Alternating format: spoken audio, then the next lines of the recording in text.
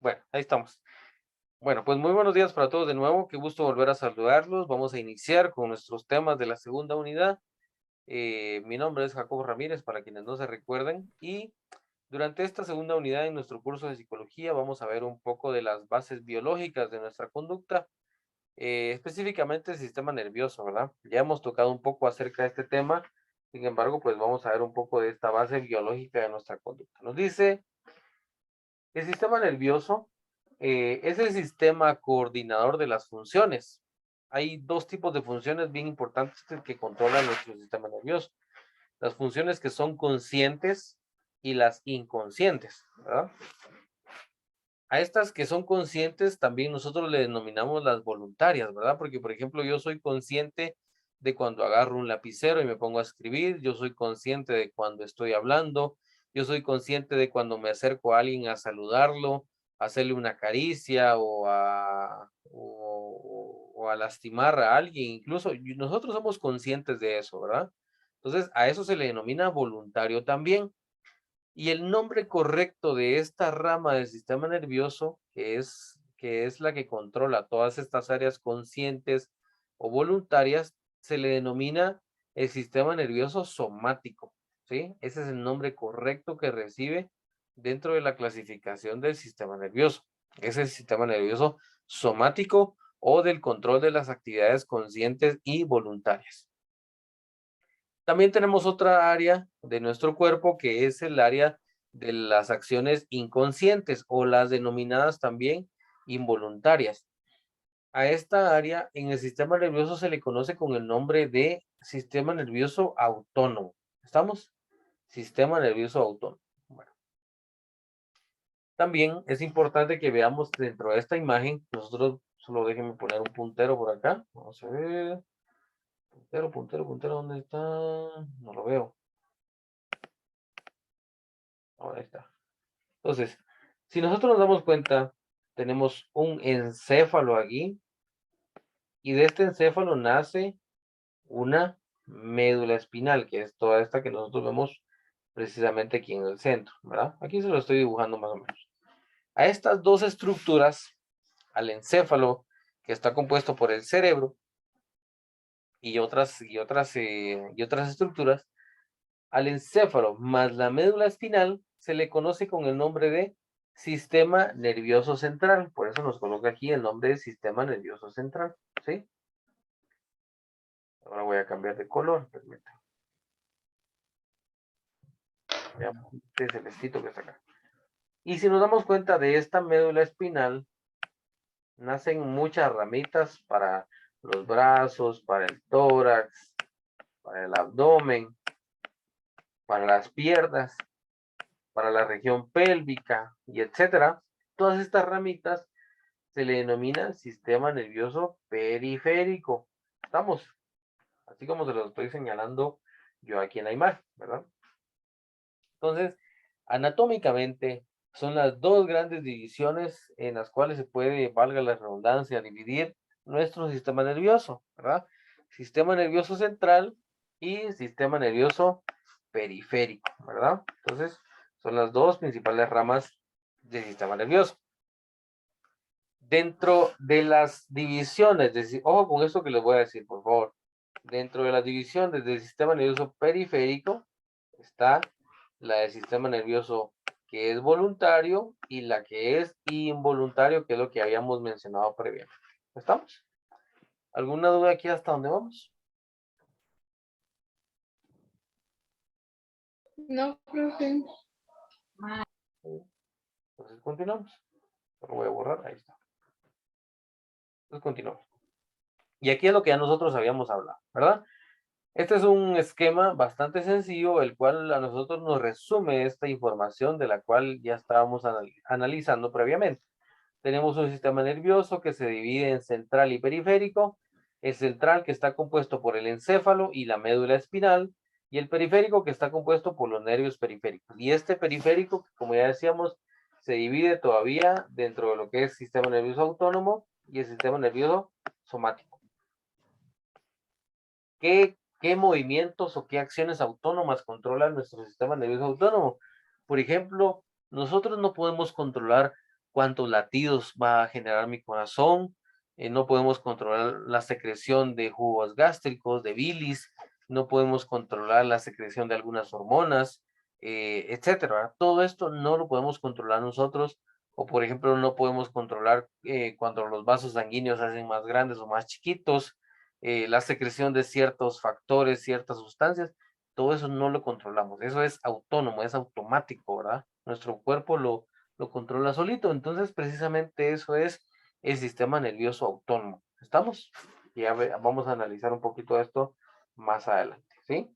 Algo que quiero que les quede bien, bien claro desde este momento. Si ustedes se dan cuenta ahí en la imagen, dice hasta arriba, sistema nervioso central, abajito dice cerebro, abajo dice médula espinal, ¿sí? Ojo con esto que les voy a decir, no es lo mismo el encéfalo que el cerebro. ¿Por qué? Porque el encéfalo es toda la materia gris o es toda la masa del sistema nervioso que nosotros tenemos en la cabeza, ¿sí? Encéfalo es todo, mientras que cerebro solamente es una parte del encéfalo, ¿sí? Entonces, si nosotros hacemos una división aquí un poco más especializada, podemos decir que el encéfalo se compone de al menos dos estructuras, de cerebro y cerebelo, que es el otro, que es la otra estructura grande, ¿sí? ¿Estamos? Entonces, no es lo mismo el cerebro que el encéfalo. Eso es a lo que quiero que lleguemos, que no es lo mismo el encéfalo que el cerebro. ¿Por qué? Porque el encéfalo es toda la estructura de materia gris, mientras que el cerebro es solamente una parte, ¿sí?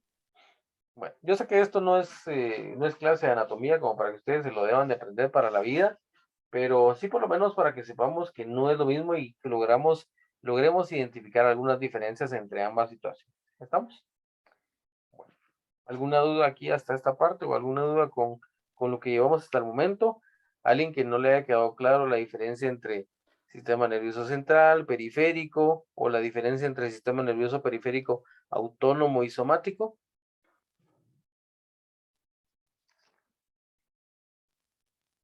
Muy bien, continuamos entonces.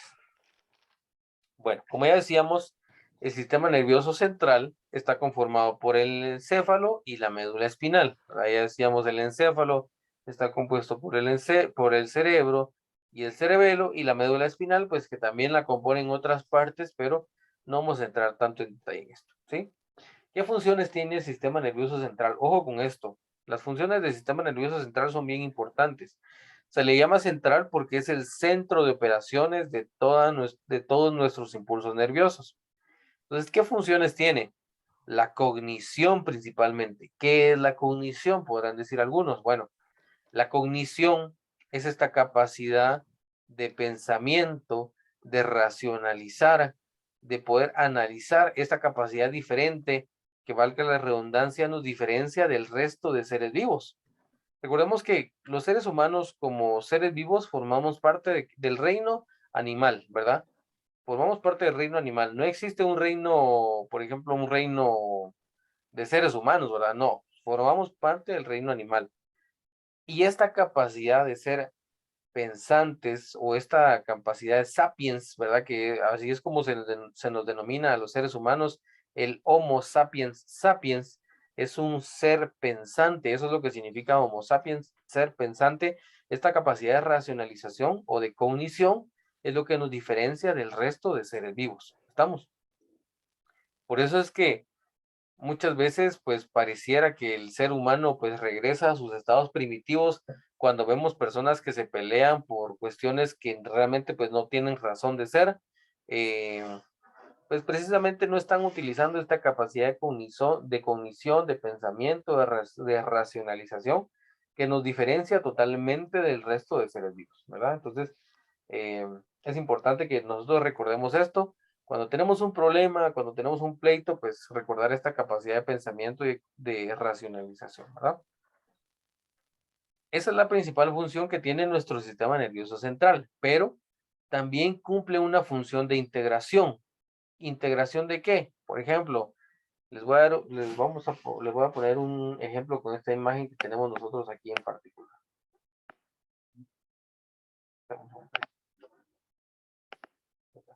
Entonces, imaginémonos que, bueno, aquí tenemos el sistema nervioso central, como ya decíamos, cerebro y la médula espinal. De esta médula espinal nacen nervios periféricos, ¿verdad? Que son los que van a conformar nuestro sistema nervioso periférico, ¿verdad? De aquí salen nervios. Hay un nervio que va para la mano. Hay mi mano un poquito fea, pero ahí salió más o menos. Otros que van para el corazón. Otros que van para el pie, ¿verdad? Y así sucesivamente para muchas partes de nuestro cuerpo. Imaginémonos nosotros que estamos cocinando un día, nos acercamos a la flamita de la estufa y sucede que nos quemamos, ¿verdad? Nos quemamos. Hay un estímulo nervioso que está haciendo efecto en este caso. Tenemos neuronas o tenemos receptores que detectan en nosotros este estímulo y el cual va a viajar a través de estos nervios periféricos, va a subir a través de nuestra médula espinal, va a llegar hasta nuestro cerebro y va a integrar esa información y va a decir, me estoy quemando, ¿sí?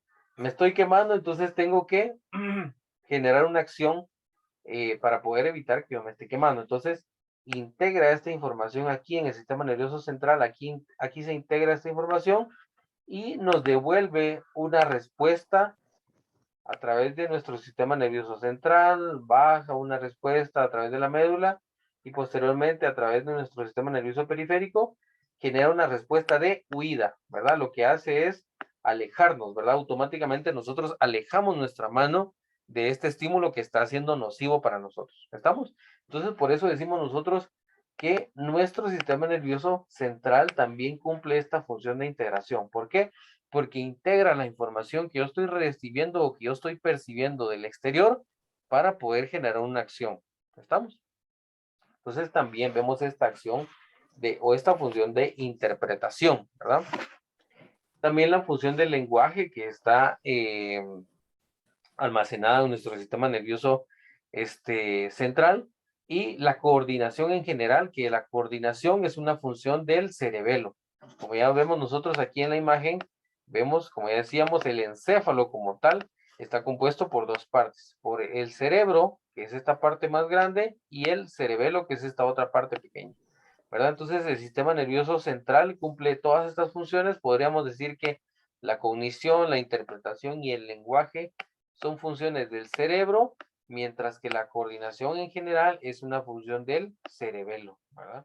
Entonces el cerebelo cumple esta función de coordinar nuestros movimientos, coordinar nuestros pasos, ¿verdad?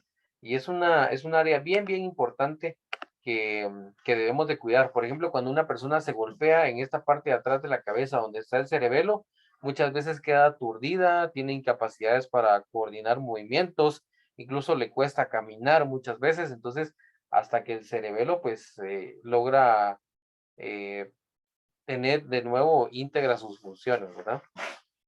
Bueno, ¿alguna duda aquí hasta donde vamos? ¿Alguna duda con esta diapositiva?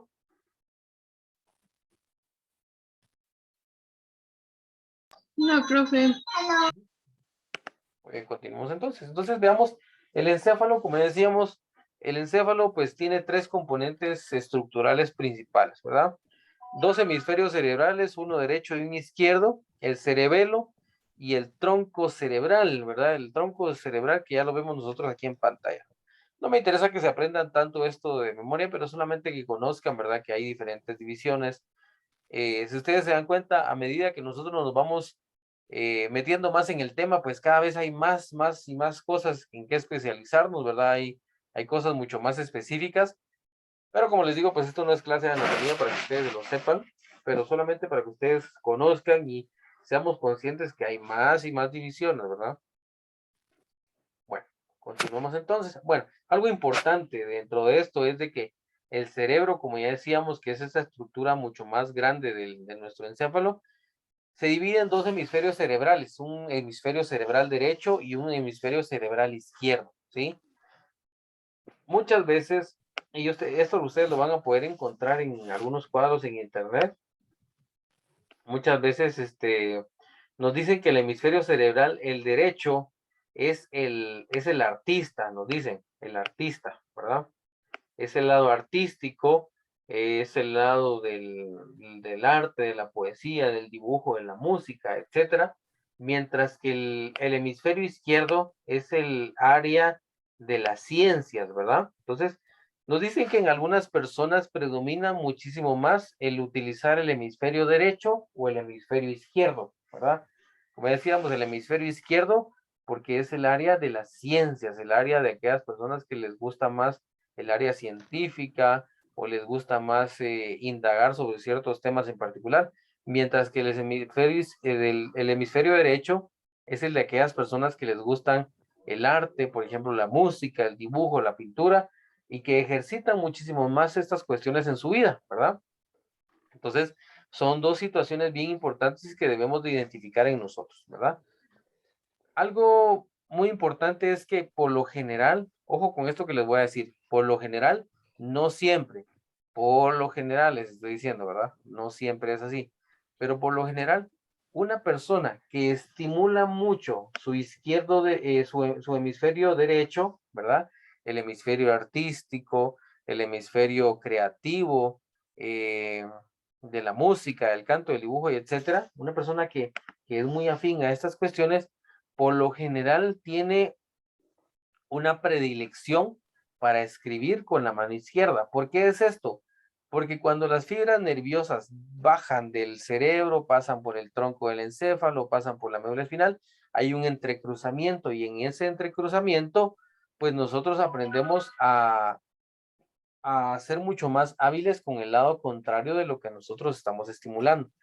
Por ejemplo, si a mí me gusta, si yo soy más afín al hemisferio derecho de mi cerebro, pues yo muy probablemente voy a realizar la mayoría de mis acciones con la mano izquierda o con el pie izquierdo, ¿verdad? Por ejemplo, yo voy a ser una persona mucho más artística, que me guste las artes y etcétera, ¿verdad?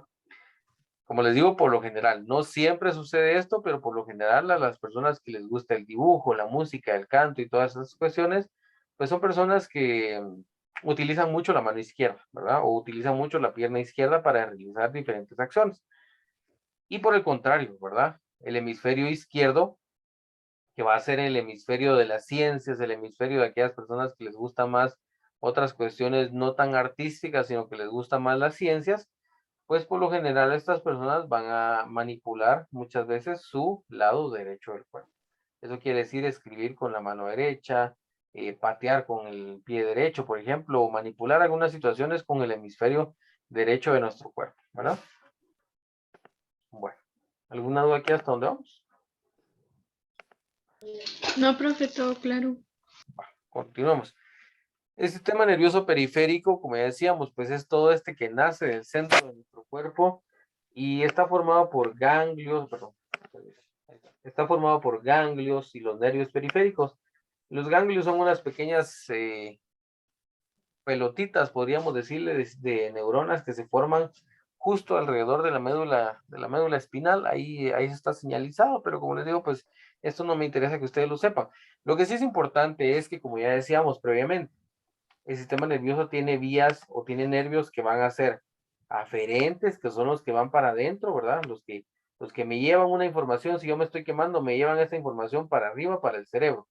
Y también tenemos eferentes, que son las que van para afuera, ¿verdad? Por ejemplo, digo yo, me estoy quemando, entonces tengo que traer una vía que venga de aquí arriba para abajo, ¿verdad? Entonces es una señal que viene para afuera y es una señal que me va a generar a mí una función motora, ¿verdad?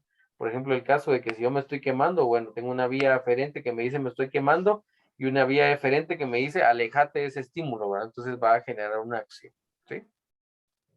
La función del sistema nervioso periférico, pues, es transmitir información de la periferia hacia el sistema nervioso central y transmitir información desde el sistema nervioso central hacia la periferia, ¿verdad? Es lo mismo que hemos estado hablando, ¿sí? Entonces, eso es básicamente la función de nuestro sistema nervioso periférico, ¿verdad? Independientemente si la acción es voluntaria, si es involuntaria, esa es su función. Llevar información de la periferia hacia el sistema nervioso central y viceversa, del sistema nervioso central hacia la periferia. ¿Estamos? ¿Alguna duda con esta diapositiva?